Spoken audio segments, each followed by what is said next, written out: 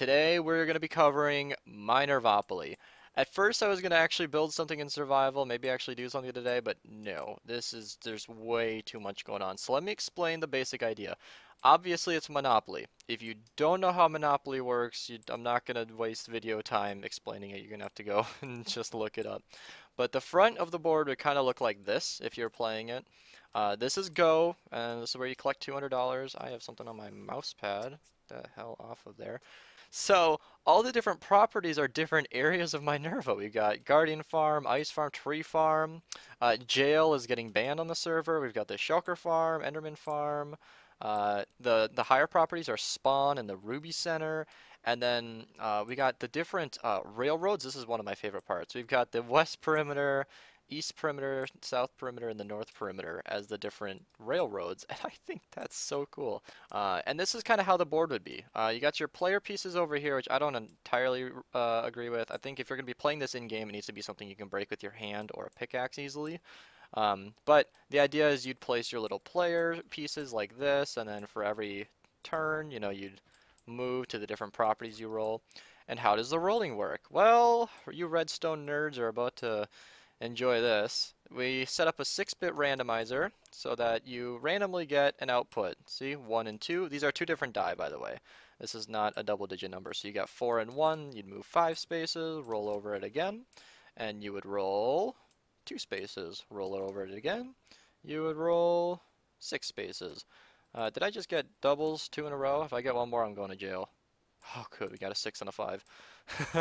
See, all right. Now, something about me that you guys might not know, and that's that I am a huge Monopoly nerd. I love this game. I have played it for hours on end on my own because I legitimately enjoy playing Monopoly. So when the guys pitched Minervopoly to me, I lost it. Like, this is so exciting to me. For example, the bank, which is the Villager Trading Center, we got different carpets representing the different colors of money. Carpets. I mean, it even looks like money when you hold it in your hand. Oh, kinda. But it's like, this is your little money. It's a little bit play pretend for that. But these are the chance and the other cards. I don't remember what they're called. One of them's chance and the other one's something. Luck or whatever. And all those cards, we changed all of the names with Minerva stuff. So for example, just a broad example, like you got banned, go to jail, or you were banned from Minerva, go here. And you get it's the ban hammer.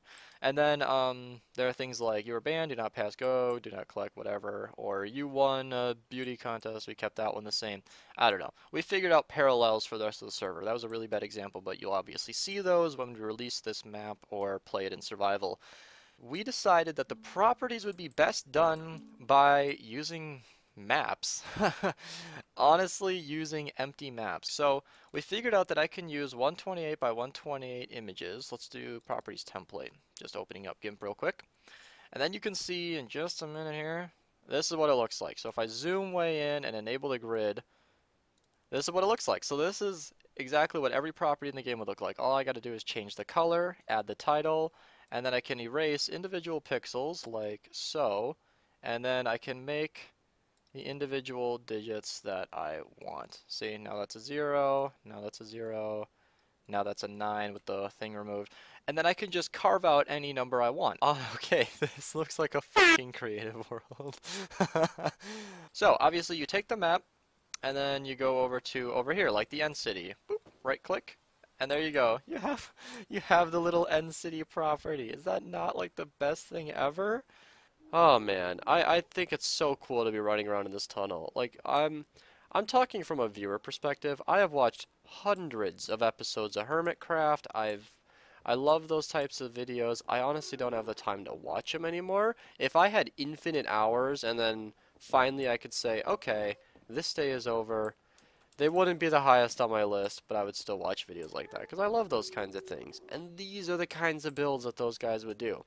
Maybe not the most technically oriented stuff, but I could see a zoom avoid. I've watched him build nether hubs and stuff. I mean, and I'm running around on a world just like it. I mean, Nuke and Rubik's and everybody else who helped, this is just amazing. It is perfectly functional and beautiful, and there's going to be piston bolts going underneath. These wide open tunnels with ice are almost, I can honestly say they're pretty much perfect for everything. They're easy to glide across, like when you first saw when I came through here. Let's do it going the other way. When you get where you're going with the ice, I think you can do this with normal blocks, but with ice you just slide. You come to a nice sliding stop, and then this just buffers perfectly. You almost always go into the portal on the first try. And I doubt that that specific was intended, but oh, it's nice. Okay, little stuff like that's I'm gonna have to get used to, but yeah, this is why we needed the ice farm. This is why we needed all the clay, and it's just awesome to see. Anyway, the slime farm is being built. This is going to have to be shown in Spectator, because I'm not going to do that. But, this is, here, let me just get somebody in the slime farm. Okay, so now it's fixed. The slimes, you can see, this is only from 6 chunks. 1 layer each. It would be going so much faster if the TPS wasn't so low. Because it's at 15, we'll be running at 75% speed here. But according to Crime Lord, they've already collected 20 shulker boxes full of slime balls from this. I mentioned Rubik's before, and how mad he would get about the umbrella in the Ruby Center. Well, Jesus. He, he kind of dropped the mic on this one. So, he went ahead, and he made an insane umbrella over the whole Ruby Center. I mean, it just covers the whole thing.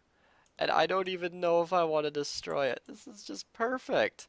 Look at that. And he used wool, especially, because you can use carpets right on top. You can't even tell. And it's totally spawn proof with a little end rod on the top. I don't know if the middle here is, you know, kind of perfect. It just doesn't do it justice for the size of this thing, but still. I mean, that's just awesome. Now, a lot of people actually wonder how I make these videos, and, well, How the fuck else would you do this job? Cocaine and hookers, my friend. Right. what is this? No.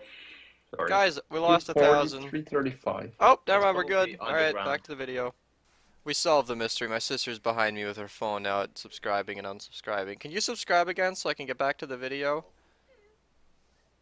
She's messing with it. Thank you. Let's do a little update on the sugarcane farm I mentioned a while back. Alright, we're back to present day. I'm not sure if it was just amazing clickbait or if somehow this admittedly pretty filler video of mine was just shared by the many, but this video has over 10,000 views, which as of today puts that at number 10 on my most viewed videos list. Again, I'll admit it. I mean, this was recorded at a time when I was really busy with school and was super tired making these videos, and I don't remember this being anything more than kind of just a filler video, me hanging out with my friends, but 10,000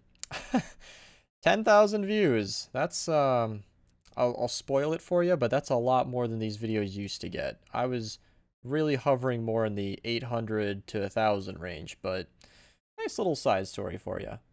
So I've done something today that I haven't done in a long time. Actually, this was recorded the day after the first bit of the video, but I was watching golems die.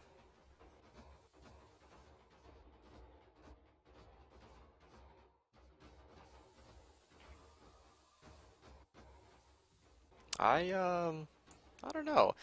I don't know if I'm alone in here, and I know I'm not. Actually, I've talked to some people who've done the same, but after I've built iron farms, I've spent many hours of my life with like a show on in the background, just mesmerized by watching them fall. I don't know what it is. It's always been intriguing to me. I've never taken for granted the fact that iron ingots are being produced fully automatically. That just still drives me nuts. Because, you know, other basic farms like mob farms are pretty easy and intuitive. You'd think, oh, hey, mobs spawn in the wild. These are the conditions they need. Let's make a farm for it. Iron Golem farms are completely different. You need to... Wow. I believe we set this up in the second week of the server. Yeah, I'm not even joking. We got 30,000 per blocks by hand within a few days because the members on Minerva are absolutely bonkers. The iron has been full forever because we don't really craft it anymore. These chests don't represent it because I think they're empty at about, yeah, around here. However, we do have, give or take, about 2 million iron blocks, at least throughout the server, because there's another stack of 500,000 at the Ruby Center. And this is the full 768 village, not modular, 768 village concentrical iron farm designed by TDL. All of them, all the golems, villages are centered on these redstone blocks, and well, you can see them pouring out of here because we have 192 villages. So this is running at 1/4 speed. I just got amazing news. So my mom texts me, we're leaving at 3 to pick up Grandpa for Lindy's and back home for things at 7. So Lindy's is, oh my god, look at all the golems here. Lindy's is like the greatest steak place I've ever been to. We rarely go there and only for special occasions because it's like 35 bucks a steak, and it's just, oh my god. I mean, it's not really the best deal for your money. However, we never eat all our steak, and then she ends up making stew or something. But anyway, she texted me that we're going to this place with Grandpa because my grandma's up here from Arizona. We live in Minnesota. And then Things is a game we play where you pick out a card, and then it's like things you do in the bathroom, and then everybody has to like write down an answer, and usually they're freaking hilarious. I'm not going to try and think of anything on the fly for fear of embarrassing myself, but then you go around the table guessing who said what, and it's just freaking hysterical. And it was kind of like a it was almost like a rite of passage when I got old enough to actually get the jokes, because some of them are just, my parents' friends are dirty. It's wow. But now I'm all excited because tonight's going to be pretty fun. Alright, rumor has it Iron's been working on a little project in his free time, so he gave me some coordinates and we're heading over. I'm friendly. Ooh, a windmill. Anybody ever wanted to see a dark oak forest without dark oak trees in it, here you go. You know, this really feels like I'm like flying into that scene in Star Wars.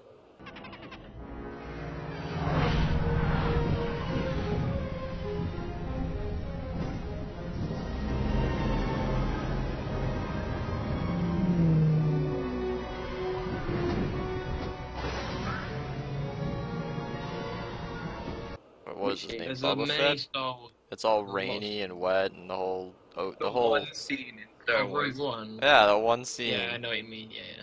Oh shit. Nice. Negative 700? Yeah. Oh my god, Iron. So in the video you guys just saw how far I had to fly to go see his damn Guardian farm. His portal is right here. For those unfamiliar with Minerva, I didn't know where it was. for those unfamiliar with my past videos, that's a blaze spawner. Right over there is spawn. So all I need to do is, let's see, get in this tunnel right up here. Wow, they actually placed that glass block. That was supposed to be a marker in creative. And boom, here is spawn. Yeah. Yeah. I just went way out of my way when all I had to do was travel like 100 blocks in the nether. It's the fun though. It was not fun. adventuring. You're adventuring. So basically it's just for lava buckets, and what all does this thing sort? Potions, shulker boxes, flint and steel, minecarts, boats, and lava and water buckets. What are we on about over here? Okay, they want to show me a shulker box loader, but I'm just... Wow. And how fast is this mushroom farm? 1500. 50. I'm actually really impressed with this. Wow. Not a single shulker box hasn't made it in the water stream. Well done. Honestly, this is... Nice. Oh, this is a screenshot. This is just... Look at that. Oh, I love this beauty. Alright, it's been quite a while since I've played on the server, Minus 800. and it would appear as though these guys are now spamming bone meal trying to cover the entire forest. You know how pissed they'd be if I just poured a water... Oh my god. The entire thing is now covered. Yes, the entire flower forest has been flattened, terraformed, and then covered in flowers. You know, just 4 days, 5 days of work. LaFlossie, this is going to be the butt update to end all... No, never mind, that wasn't that exciting. And then we added a new member of the server. Waiting for a new member to join Minerva. Just standing here at spot. Hello! If it could load terrain, thank you. This is Junction. And then we went and crafted more redstone stuff because this took a lot of comparators that we didn't have. Fun fact, we are out of stone. I mean, completely nothing left. We need to dig another perimeter. But yeah, these are all done. And oh, by the way, it's also the next day. So I really got lazy. Got into some Pokemon videos and...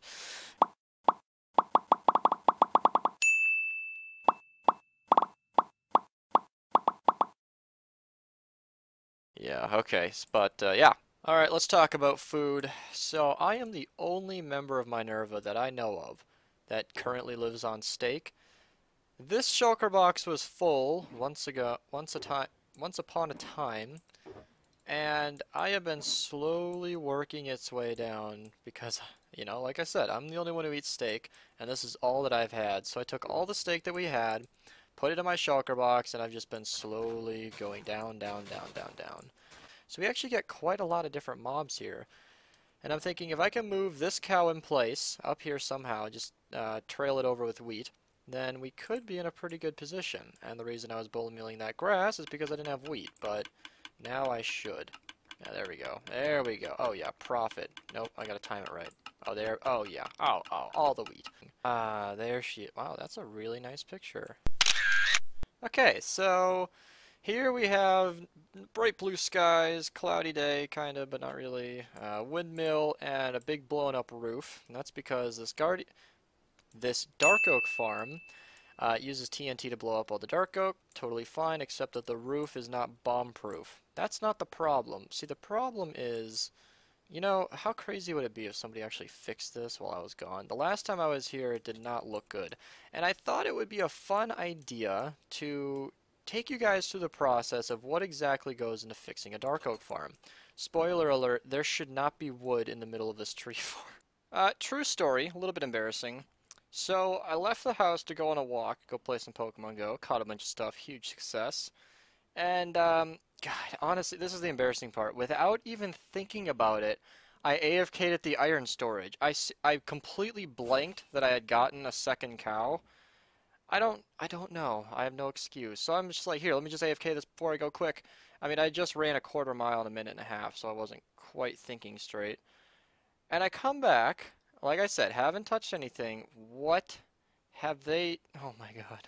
What? Beast Cage, courtesy of Junction and Omar. Junction's a new member. Wow, this is an effective cage. Oh man! We're in the nether. First video on the new PC. The idea is, it's very interesting.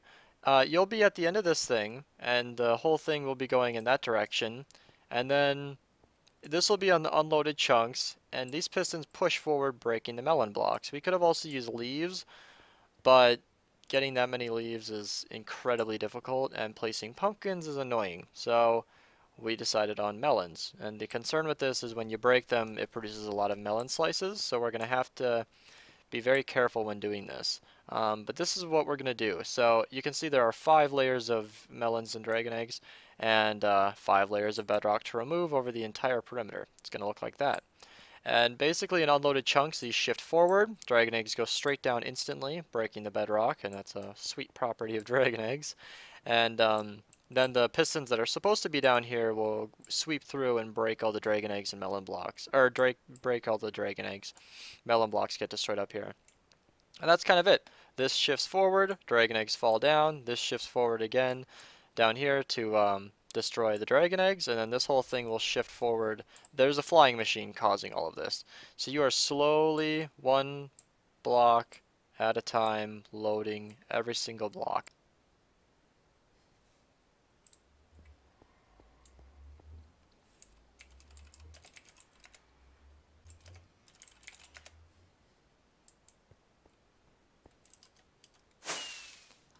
Alright, so this video started off as what was supposed to be an update for the furnace array video and us finishing it.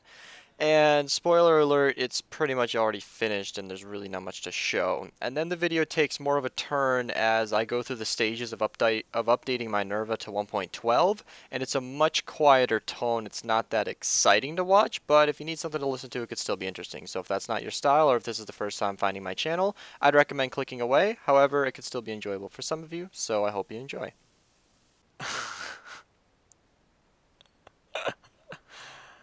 Oh my god. That's actually pretty cool. So Optifine doesn't render the pistons? Yeah, or it just... saves on lag by not rendering all the crazy movements. So with Optifine, the farm kind of starts and then jitters and then stops. Yeah, that's what it is. And it doesn't render any of that. But on the new machine here at the 7700K, I can actually probably record this thing running. So there you go, first time on YouTube. This is, okay, let me just not sour this with the block sounds. I wanted to show this on YouTube because I've always had time recording this before. So let's show you guys kind of what this farm really looks like. That's what the piston movement, obviously I as well have Optifine. So this is probably not perfect, and I'm not going to switch to vanilla, but there you go. There's the Dark Oak farm, and not quite 60 FPS, but playable. Nice. Yeah, alright, I kind of like this method. I am now making concrete for the very first time in Minecraft. Woo! This is going to be in a compilation in the future, probably someday. I don't know. Tip 1. You're going to want beacons. These are these giant beams of light that give you special effects like haste and regeneration. Tip 2. You're going to want a pickaxe just like this. You're going to want efficiency 5 especially, and unbreaking so it lasts a while. Tip 3. Sometimes you're mining and these big squishy slimes come and attack you, and the best way to deal with them is to... Number 4! Be sure to take a nap every time it gets dark. Number 5! Now lastly, remember, you're going to get a lot of different materials from these...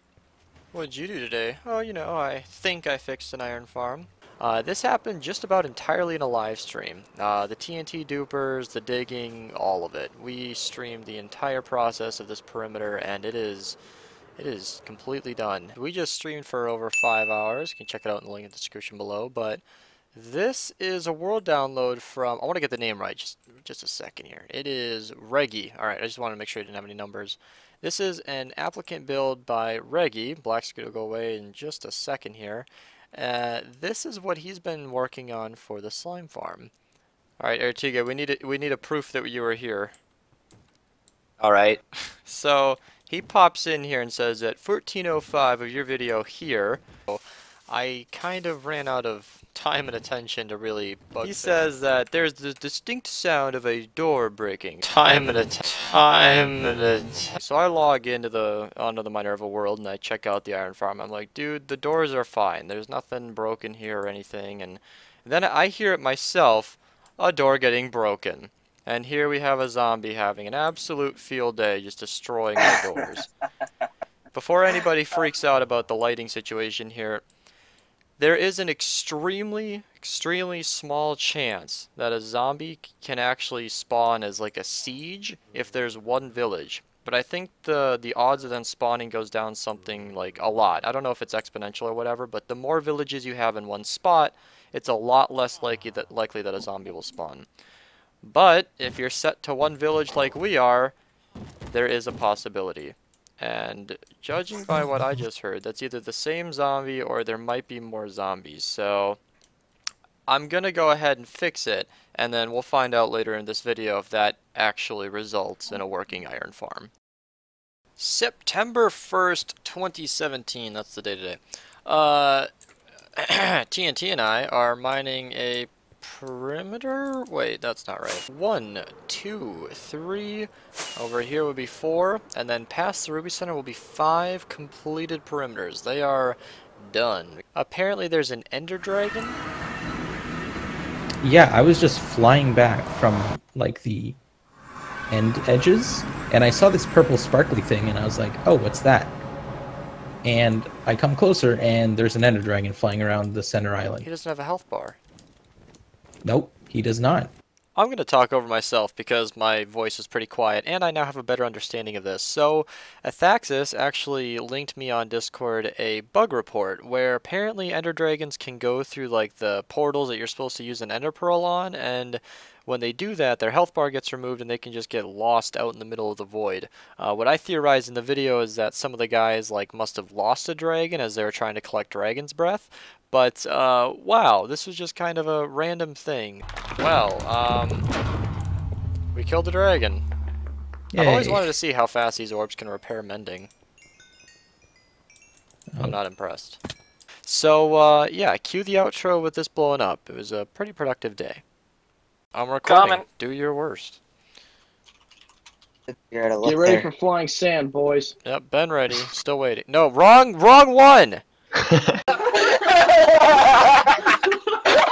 Southwest viral!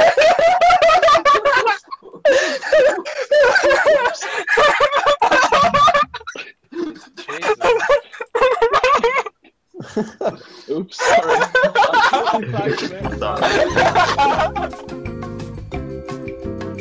Actually did it. Okay, I forget where the end is. Where is it at again? So viral is snoring? Yes.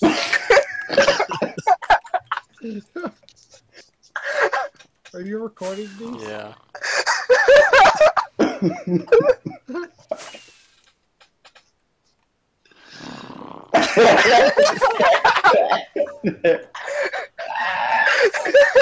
Why is this so funny?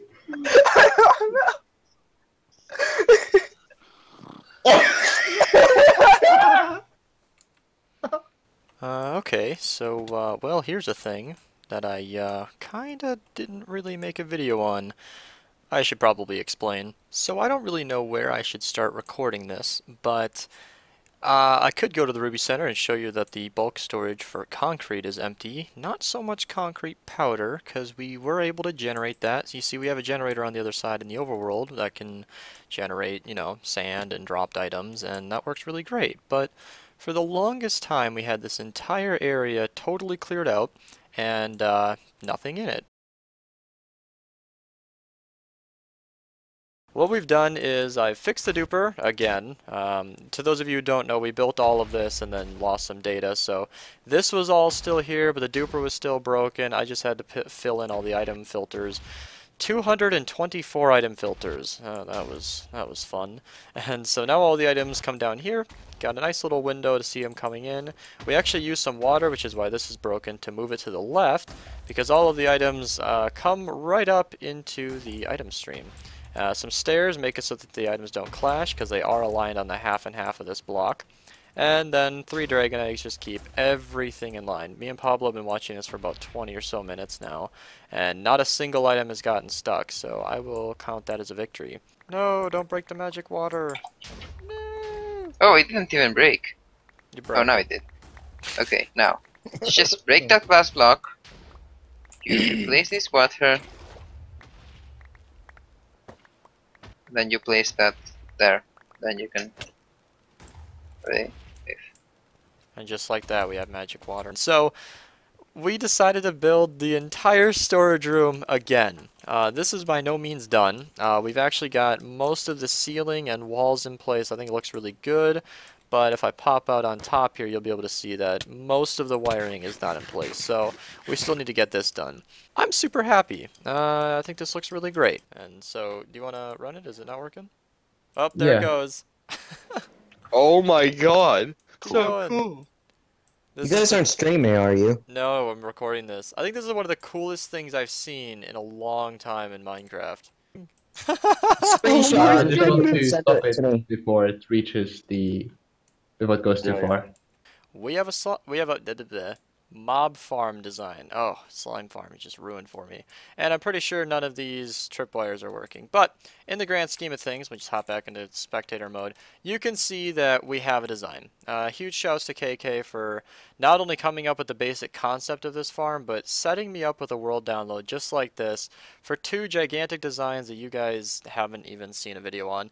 I don't know if he's going to release a video on these, but I think they're pretty cool. This one over here is 172,000 an hour with 1 person online. But since it has, I believe he told me 1.5 times the spawning spaces as the other design, you can see he's just kind of merging this gap here and then adding in a whole bunch of other layers. It should be probably significantly faster than this design with multiple players online. However, it's also like twice the work. So I'm going to go ahead and just not build that design, say thanks but no thanks for now.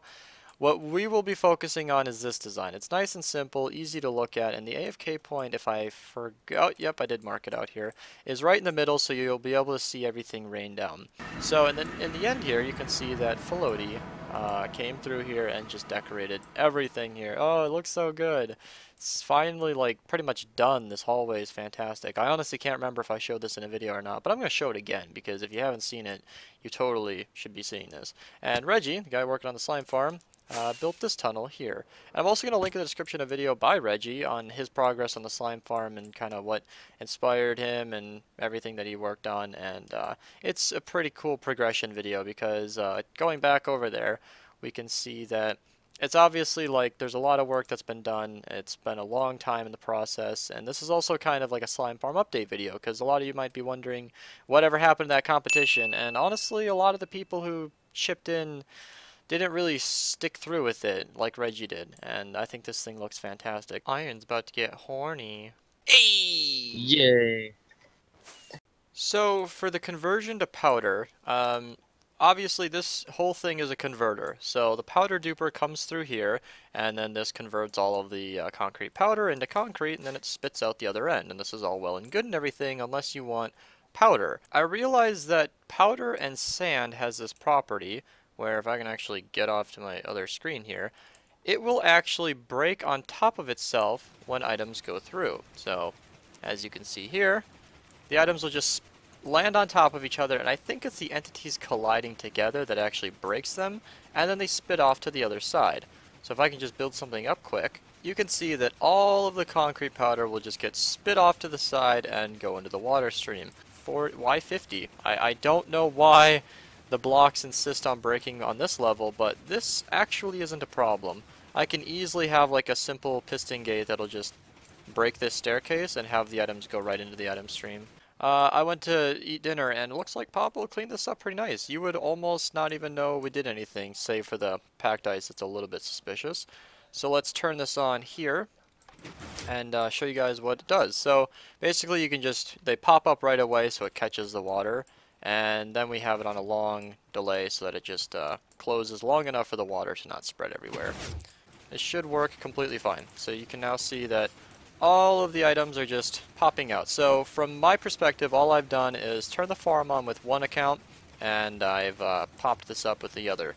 And all of the powder is dropping into place. Oh, this is so satisfying because we had quite a few troubles, as you saw with the other designs that weren't working, but this was kind of concerning me a little bit, and I'm happy it's finally working.